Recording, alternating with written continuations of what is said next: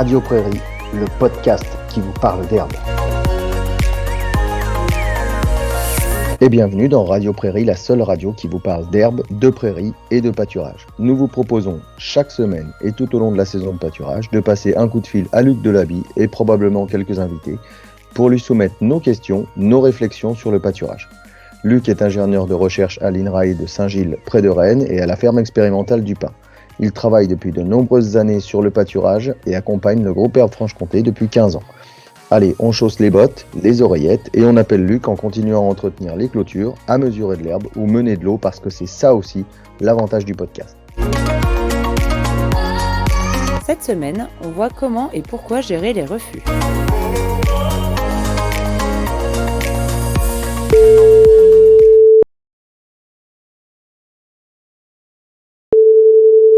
Salut Luc. Salut Florian, comment ça va là-bas? Bah écoute, ça va, mais tu vois, justement, je t'appelais parce qu'on est dans les prairies, là, on fait un petit tour de prairie là sur 2 jours, là, dans différentes exploitations, et puis on voit des épis un peu partout, on voit des zones de refus un peu partout, et moi je me demandais si chez toi, t'avais les mêmes choses, parce que je me dis, on doit pas si bien gérer l'herbe que ça, on a pas mal de refus là. Eh ben écoute, tu tombes à pic, hein, parce que on est, je pense, à peu près dans la même situation, tout simplement d'abord parce que je pense que pour tout le monde en France, on est début juin, quoi. On est en pleine phase d'épiaison, et en plus, cette année, on a connu une épiaison juste après un épisode de pluie conséquent qui a terriblement stimulé la pousse de l'herbe. Ouais. Et ce qui fait qu'effectivement, tout malin que l'on est aussi parfois piégé. Et il faut bien avouer qu'aujourd'hui, on va parler d'un petit sujet un peu désagréable pour qui prétend bien pâturer. C'est l'apparition des refus et que fait-on, quoi. C'est vrai que nous là, on est suivant les situations, en tout cas en bas plutôt dans les deuxième, troisième cycles. En haut, on est peut-être plutôt sorti de premier cycle, etc. Mais dans ces deuxième, troisième cycles, on a ces zones qui apparaissent. Et puis tu l'as vu, tu l'as dit, on a cette épiaison des granulés qui nous exacerbe un petit peu ces zones de refus. Et en plus, on regarde cette prairie de loin. Et puis, on a la sensation qu'il y a vraiment énormément d'herbe, qu'on a complètement raté le sujet. Et puis, en fait, quand on s'approche, on l'a déjà dit, hein, mais quand on s'approche, et encore plus quand on traverse complètement la prairie, bon, ben, on s'aperçoit qu'il y a plus ou moins de fond, mais qu'il n'y a pas quand même 15 cm d'herbe dans le fond non plus. C'est vrai que l'épiaison a pour effet de, on va dire, dédensifier la prairie quelque part. Ça monte en tige, enfin tout le monde a vu ça, hein. Et on voit effectivement les patchs de refus qui s'accroissent de jour. Alors, il faut bien avouer, Florian, c'est que, et c'est souvent comme ça que je le regarde, voir apparaître des zones de refus aussi conséquentes, c'est d'abord le signe d'un échec. Ça veut dire que quelque part, on s'est loupé, en fait. Et bien souvent, on s'est loupé parce qu'on arrive trop tard. On arrive trop tard dans la parcelle, et souvent, on est arrivé trop tard, pour tout dire, au cycle précédent. Ce qui fait qu'on a déjà laissé une hauteur au-dessus de nos fameux 5 cm là, du mois de mai, qui font que derrière, eh ben, ça va repartir à vitesse grand V et ça va nous déborder. Donc, quelque part, il faut le lire comme d'abord l'aveu d'un échec. Et regarder pourquoi on a abouti à cette situation, pour éviter de refaire la même erreur l'année suivante, voire dans quelques semaines pour une autre parcelle. Donc ça, c'est vraiment important. Analyser, mais pourquoi en suis-je là? Comment ça se fait que ça a explosé comme ça et que les vaches, finalement, refusent de manger?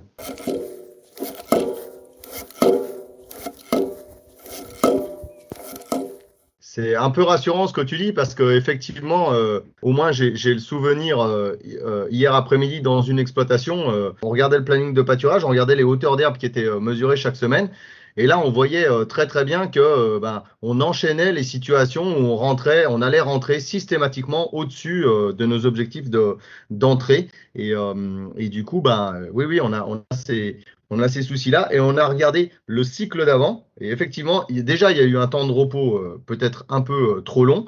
Et quand on regarde les arts par vache, il y avait trop d'arts par vache à un moment donné, mais on ne fait pas ce qu'on veut au pâturage, hein. Enfin, tu parlais d'échec. À pâturer, je trouve que c'est aussi accepter l'échec, hein, à un moment donné, pour aussi réussir mieux après. Hein, celui qui fait rien, il va avoir sans arrêt des échecs. Celui qui tente, il peut avoir des échecs et il peut avoir des belles réussites. Mais on a vu ça, des temps de repos entre cycles, peut-être un peu trop longs. Et puis voilà, une pression de pâturage à un moment donné qui était pas assez forte Là, on voit dans le Jura également, en Franche-Comté également, des fortes croissances là en ce moment. Et bon, bah, c'est tant mieux. Là, j'ai l'impression que vous connaissez ça aussi, alors, hein, quand même, là. Ah, tout à fait. Oui. Je repensais clairement au pain. D'abord, on a le droit de faucher les refus. Hein. Dans le cadre du protocole expérimental, c'est autorisé, bien évidemment. Ça nous arrive, je dirais, sur 1 ou 2 parcelles, une fois par an. Et c'est très marrant parce que ça ne nous arrive pas sur toutes les parcelles. C'est que sur certaines. Et c'est bien le témoin qu'à un moment donné, on ne s'est pas trouvé au bon endroit. Ouais. Et donc, on a décalé les choses et on s'est retrouvé avec, en fait, une herbe accumulée qui est difficile à manger. Alors, une fois qu'on a analysé le pourquoi, il ne faut pas en rester là, bien évidemment, il va falloir agir. Et il n'y a pas, à vrai dire, 50 solutions. La plus connue et la plus utilisée, c'est ce qu'on appelle bien évidemment la fauche des refus. Hein. Malheureusement, c'est quand même au départ du gasoil, du temps. Donc, c'est quelque part pas forcément ce qu'on fait de plus agréable. C'est pour ça que je disais, Florian, on va parler d'un sujet désagréable aujourd'hui. Mais il faut bien avouer que faucher les refus, c'est préparer les repousses de demain et préparer la qualité de la prairie pour demain, c'est-à-dire pour le prochain passage. Il ne faut jamais oublier qu'on est sur de la multi-récolte au pâturage. Hein. On va passer 4 fois, 5 fois, 6 fois dans l'année.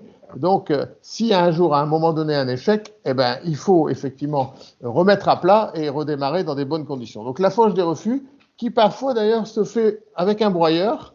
Alors, pour être honnête, je ne le recommande pas, et surtout pas à cette période, parce que ce broyeur a pour effet de déchiqueter la feuille, et on voit très clairement que le redémarrage en végétation est très amoindri, et on a un retard de départ, et à cette période où il fait relativement chaud et où les risques de sécheresse arrivent, une fauche franche est préférable. Faucher, certes, mais faut-il abandonner cette herbe? Et c'est là où moi je suggère souvent d'essayer de faucher avant que les animaux ne sortent. C'est-à-dire que lorsqu'on va voir apparaître ces zones de refus, alors ce que je propose là est d'autant plus facile que l'on a un temps de séjour long. Ça fait partie des atouts du pâturage tournant simplifié dont on a déjà parlé dans les épisodes précédents. Plus on reste longtemps dans une parcelle, plus on a le temps de réagir si jamais des refus venaient à apparaître. Donc qu'est-ce qu'on fait? Eh bien, 2 jours avant la sortie des animaux, ce d'autant plus si on a la chance qu'il fait beau, eh bien, on va faucher ces refus, les laisser en place. Ça va devenir un espèce de petit foin qui va rapidement monter à 50-60% de matière sèche et les vaches vont le manger. C'est-à-dire qu'on va réussir à faire valoriser les refus. Et là, je dirais, on a fait d'une pierre 2 coups. On a fait d'une fauche 2 atouts. L'atout de le faire manger et l'atout de préparer des repousses de qualité. Et ça, c'est vraiment intéressant. Et les vaches le mangent d'autant plus facilement que, comme on est en fin de parcelle, l'herbe se faisant plus rare, elles ont quelque part, entre guillemets, un peu plus faim qu'en début de parcelle. Ouais. Par contre, j'avoue ne pas recommander ce qu'on appelle aujourd'hui le topping, c'est-à-dire la fauche avant l'entrée des animaux, c'est-à-dire comme si on avait anticipé l'apparition des refus, alors qu'en fait, il faut attendre que les animaux nous les révèlent pour intervenir. L'avantage, en plus, c'est qu'on économise aussi du gasoil hein, dans la fauche des refus et de les faire consommer par les animaux. Parce que oui, on vient faucher, donc il y a du gasoil, mais on ne vient pas pirouetter, endainer, etc. et ramasser. Tout à fait. En plus, on ramasse pas grand-chose en plus. Donc, non, tout à fait.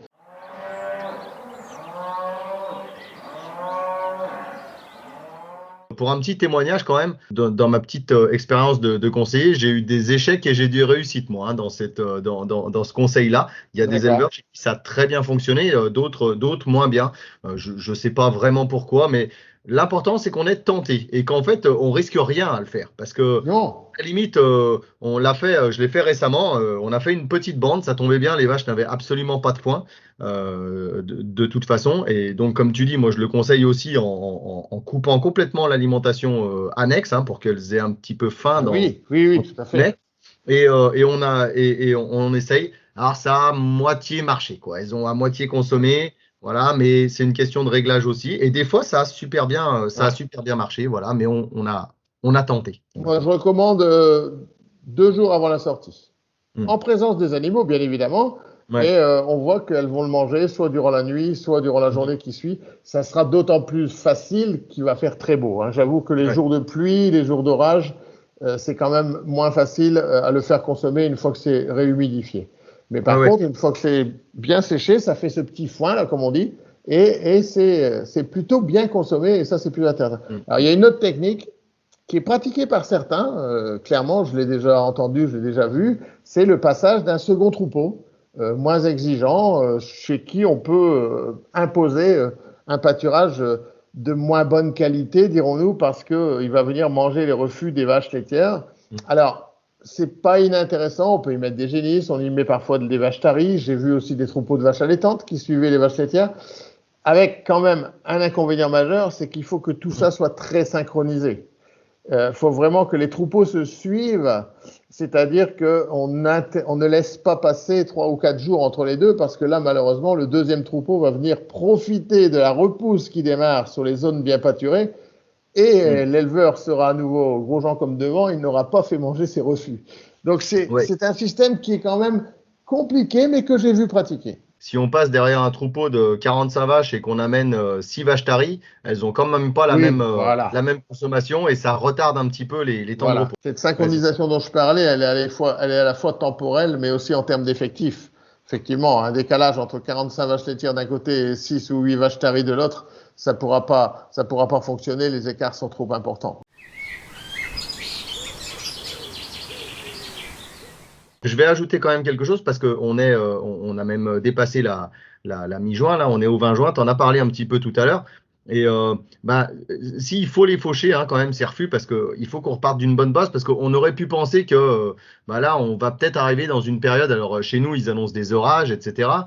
Mais on va peut-être arriver dans une période difficile en termes de croissance, et on pourrait se dire, on va garder un peu ces plantes un peu épiées pour après. Pour moi, l'essentiel, il faut quand même écarter ces zones de reflux avec ces graminées un peu épiées qui ressemblent à rien, sans broyer, d'accord, mais sans aussi faucher trop bas. Que la prairie puisse quand même repartir et se préparer à l'été caniculaire. Tout à fait. Et ça, on en reparlera, je crois. Si on peut régler la faucheuse, ne pas descendre en dessous de 6, et entre 6 et 7, ça me paraît une bonne hauteur compte tenu de la saison à laquelle on est aujourd'hui, mi-juin, période d'épiaison, période d'apparition des refus. Donc attention, il faut contrôler, mais il faut contrôler avec sagesse.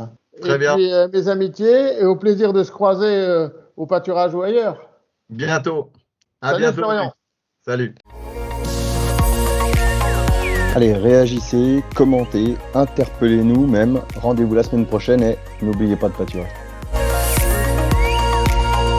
Chaque mardi, retrouvez un nouvel épisode de Radio Prairie sur la chaîne YouTube du groupe Herbe Franche-Comté. Radio Prairie, le podcast qui vous parle d'herbe.